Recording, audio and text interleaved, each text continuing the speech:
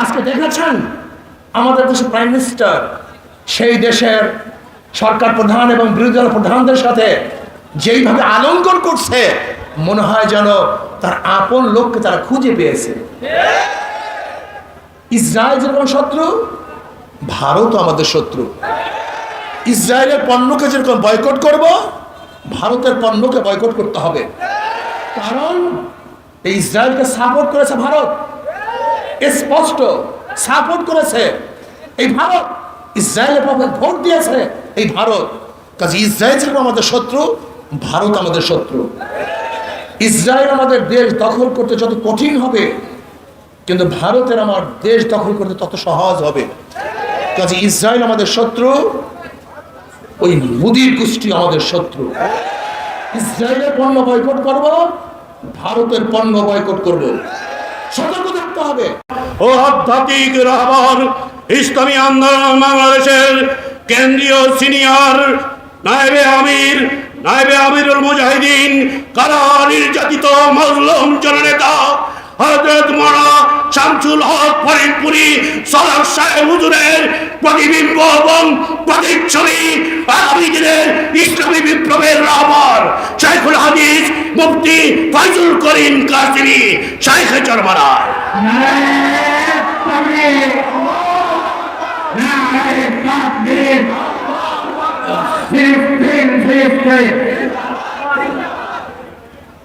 نحمد ونصلي على رسوله الكريم أما بعد فأعوذ بالله من الشيطان الرجيم بسم الله الرحمن الرحيم واعتصموا بحبل الله جميعا ولا تفرقوا اللهم صل على محمد وعلى آل محمد উলামা মাশায়েখ আইম্মা পরিষদ কর্তৃক আয়োজিত হুরমাত আকসা সম্মেলনের সম্মানিত সভাপতি সেরেতাজ শ্রদ্ধাভাজন ওলামায়ে কেরাম, আকসা কি, ফিলিস্তিন কি, জেরুজালেম কি, মসজিদ আকসা নিয়ে আমাদের এত বেশি কেন আলোচনা, এই বিষয় কম বেশি আমরা সবাই বুঝতে পেরেছি। আকসা যদিও জেরুজালেমে অবস্থান করতেছে, কিন্তু বাইতুল মুকাদ্দাস প্রত্যেকটা মুসলমানের কলবের মধ্যে অবস্থান করতেছে। বাইতুল মুকাদ্দাসকে হেফাজত করা প্রত্যেকটা মুসলমানের জরুরি দায়িত্ব। এটা আমাদের কাছে ছিল না তা না। দীর্ঘদিন পর্যন্ত ওমর ইবনে খাত্তাব রাদিয়াল্লাহু তাআলা খেলাফত থেকে বাইতুল মুকাদ্দাস দীর্ঘদিন পর্যন্ত আমাদের অধীনেই ছিল, কিন্তু কেন নাই এই বিষয়ে বিশাল আলোচনা। শুধু আমি মুসলমানদেরকে একটা কথা বলতে চাই, জেরুজালেমের চারপাশে মুসলমান কান্ট্রি, সবগুলি তো মুসলমান কান্ট্রি। এরপরে মাঝখানে ছোট্ট একটা জায়গা এই ইহুদিরা দখল করলো কিভাবে? এটা বিরাট প্রশ্ন। তার মানে গাছ কুরআনকে বলতেছে, তুমি আমাকে কাটছো কেন? তুমি আমাকে কাটছো কেন? তখন কুরআন বলতেছে, আমার পিছনে তোমার জাত ভাই না থাকলে আমি তোমাকে কাটতে পারতাম না। তোমার পিছনে আমার জাত ভাই আছে, আর একটা কুঠার আমার পিছনে থাকার কারণে আমি কাটতে পারতেছি। আজকে বাইতুল মুকাদ্দাস আমাদেরই, কিন্তু রাখতে পারছি না আমাদের জাত ভাইদের কারণে। এর কারণটা কি? দেখেন, আমরা পরিকল্পনা নেই সাময়িক।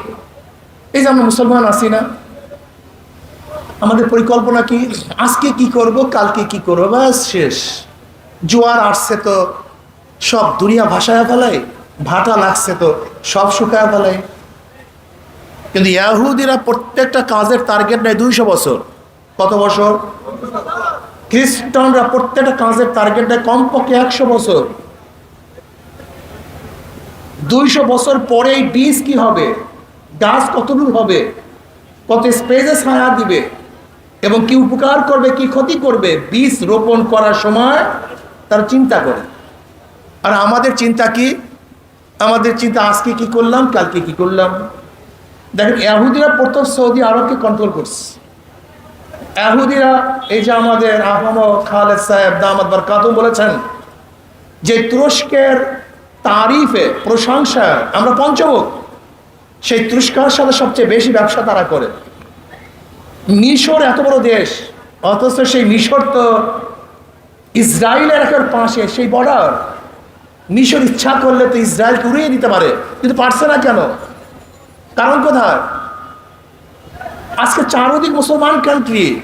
তার মানে হলো এই মুসলমান কান্ট্রিদের মধ্যে যতক্ষণ পর্যন্ত ইহুদিদের দালাল সৃষ্টি করতে না পেরেছে, ততক্ষণ পর্যন্ত ইসরায়েল তারা দখল করতে পারে নেই। এখানেও আজকে দেখেন আমরা কি শুনছি যে পার্বত্য অঞ্চল খ্রিস্টান রাজ্য গঠন করবে। কে বক্তৃতা করেছেন? Prime minister. আমি তো মনে করি ভিন্ন কথা। খ্রিস্টান কান্ট্রি সেখানে করা যত কঠিন, কিন্তু হিন্দু কান্ট্রি করা তার চেয়ে অনেক সহজ। আমার তো বিশ্বাস প্রাইম মিনিস্টারের বক্তব্য ভারতকে আড়াল করার জন্য, এটা আমার বিশ্বাস। এটা ভারতকে আড়াল করার জন্য। আপনি কি জানেন সেই খাগড়াছড়ির থেকে মৈত্রী সেতুর নামে ভারতের সাথে কত বড় ব্রিজ করা হয়েছে?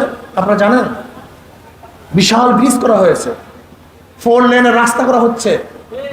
শত শত একর জমি খাগড়াছড়ির এলাকার, ওই মিরশ্বরের এলাকার মধ্য থেকে ভারতকে দেওয়া হয়েছে ব্যবসার জন্য।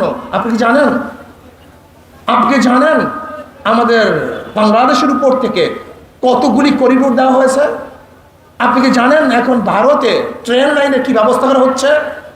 আপনি কি জানেন আজকে প্রত্যেকটা আমাদের নৌবন্দর থেকে ভারতের মধ্যে যাওয়ার জন্য রাস্তাগুলির প্ল্যান কি করা হচ্ছে?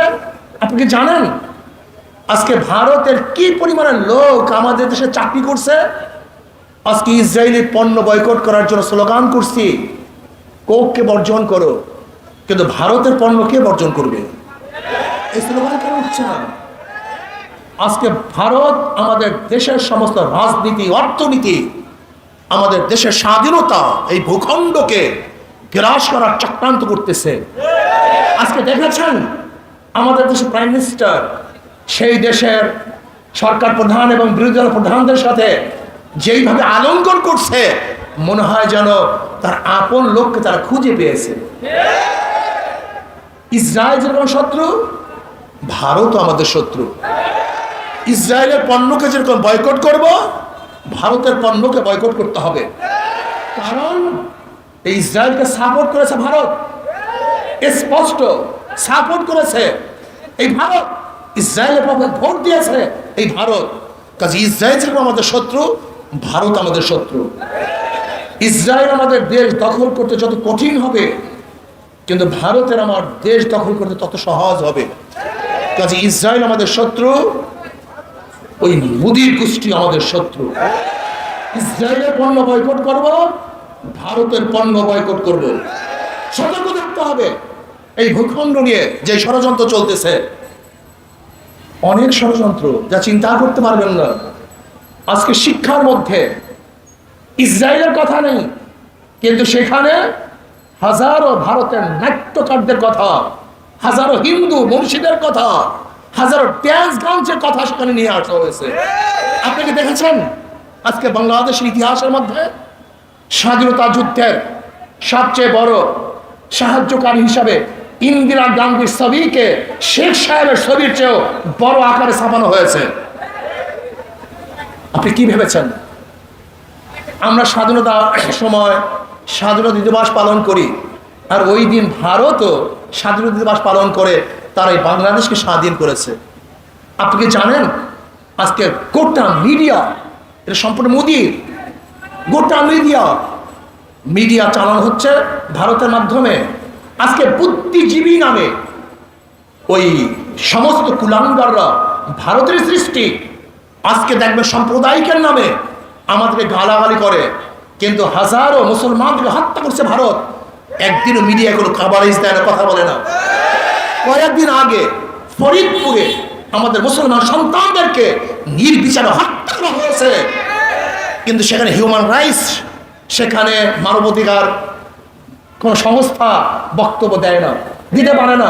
এর কারণটা কি? ভারত আমাদেরকে ব্লক করে ফেলছে।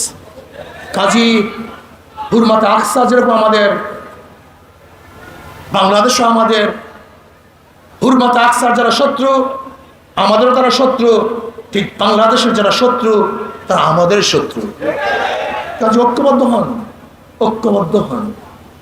যুদ্ধ আরেকটা করতে হবে, এই দেশকে রক্ষা করার জন্য আরেকটা যুদ্ধ করতে হবে, আরেকটা আন্দোলন করতে হবে, আরেকটা সংগ্রাম করতে হবে।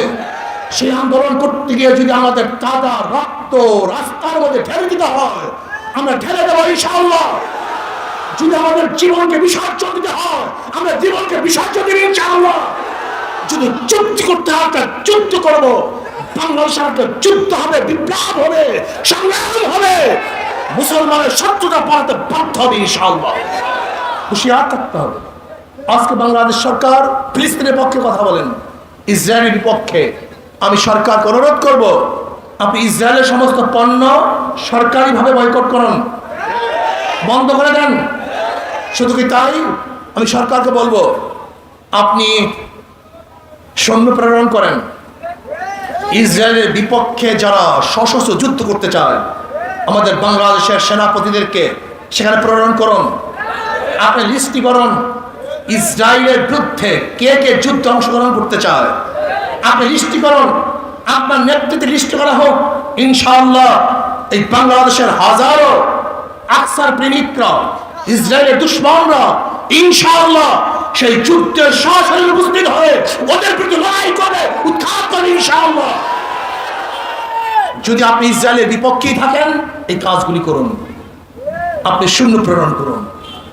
আমি বাংলাদেশ সরকারকে বলবো, আমার যে সমস্ত বাচ্চারা, আমার মারা, আমার শিশুরা না খেয়ে সেখানে ধুকে ধুকে উঠছে, তাদের জন্য সাহায্যের ব্যবস্থা করুন। সরাসরি কিভাবে সেখানে সাহায্য পৌঁছানো যায় সেই ব্যবস্থা করুন। আমরা বিশ্বাস করি বাংলাদেশের হাজারো মানুষ আছে, তাদের ব্লাড বিক্রি করেও আমাদের এই বাচ্চাদের জন্য সাহায্য করবে ইনশাআল্লাহ। তাদের সব কিছু স্বর্গ করে ওই ফিলিস্তিনের মা বোনদের পাশে থাকবে তারা ইনশাআল্লাহ। আমরা যেতে পারছি না, সাহায্য পৌঁছাতে পারছি না, আপনি ব্যবস্থা করুন, সরকারিভাবে ব্যবস্থা করুন। আমরা সেখানে সাহায্য পৌঁছাতে চাই, সাহায্য করতে চাই। শুধু অর্থের সাহায্য নয়, অস্ত্রের সাহায্য করতে চাই। শুধু অস্ত্রের সাহায্য নয়, আমরা রক্ত দিয়েও তাদের সাহায্য করতে চাই। আমরা সরাসরি উপস্থিত হয়ে তাদের বিরুদ্ধে লড়াই করে আমি ফিলিস্তিনের পক্ষে সাহায্য করতে চাই। ফিলিস্তিনি স্বাধীন রাষ্ট্র ঘোষণা করতে হবে। ফিলিস্তিনকে স্বাধীন রাষ্ট্র করার আগ পর্যন্ত হুরমাতে আকসা হবে না, আকসার হুরমাত থাকবে না। কাজে যে কোনো মূল্যে ফিলিস্তিনকে এক স্বাধীন রাষ্ট্র করতেই হবে ইনশাআল্লাহ। যখন যেই সময় ইসলামের দুশ্মন, দেশের দুশ্মন, এই মাটির দুশ্মনদের বিরুদ্ধে যখনই যেই সময় ডাকা হবে, তখন সেই সময় ইনশাআল্লাহ আমরা ঝাঁপিয়ে পড়ব। আল্লাহ আমাকে এবং আমাদের সবাইকে কবুল করে নেন, জাতীয় উলামা শাখা পরিষদ কবুল করে নেন, উপস্থিত সবাইকে কবুল করে নেন। আল্লাহ মসজিদ আকসাকে হেফাজত করেন। আল্লাহ